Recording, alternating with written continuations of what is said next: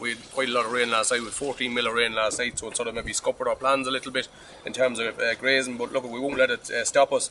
We'll have to just move on. We've targets there to hit. I suppose that's why we went out with our stock last week. We need to get 40% of our ground grazed by St Patrick's Day, and we need to be fully round by the 12th of April. So we're already behind targets on that, so we really need to push on and try and get covers grazed.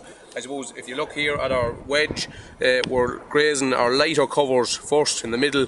That's to, we'll say, speed up our rotation a little bit. If we go to the heavy covers, it'll take us a long time to graze through them, so that's why we're on this middle portion.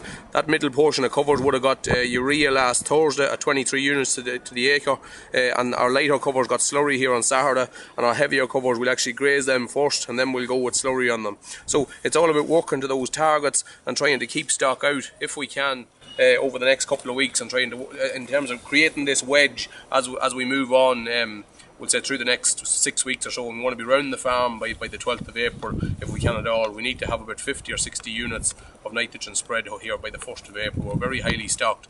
We have a big demand for grass once we head out with cows and calves, so we really need to hit the ground running once grass starts to grow. Yeah, I suppose you've been very unlucky today, and even some of the video there shows that conditions are bad, but if you go over to some of the other paddocks that you've grazed earlier in the week, there's been a nice clean off in that. So are you balancing at the moment, sort of trying to get some better graze or offering animals grass daily, or what way are you working it? Yeah, to be honest, it's quite superficial, the damage. I know it might look bad today, but after a few days when the rain washes that off, we'll move on, and hopefully we won't have.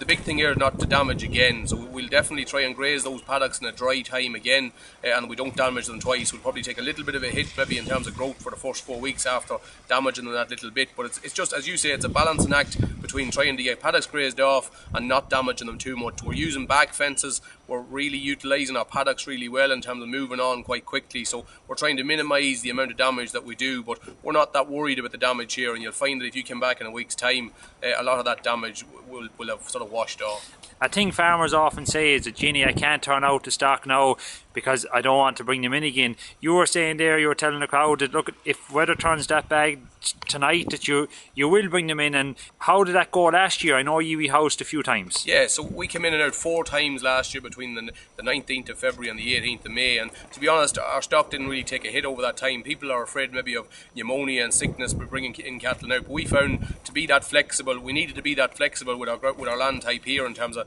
minimising the amount of damage that we completed, and our stock really done quite well after the 18th of May once they get out full time. So they were in and out for a few weeks at a time up until that, and you need to be very flexible. I suppose managing grass in early spring isn't easy, and the easy thing to do is leave them in the shed, but in terms of costs, we've shown today that we'll say you can reduce your costs by threefold by turning your weanlings out to grass as opposed to feeding them inside. So it's really important. I suppose beef and suckling is a really tight game, and you need to hone into everything that you can in terms of reducing costs.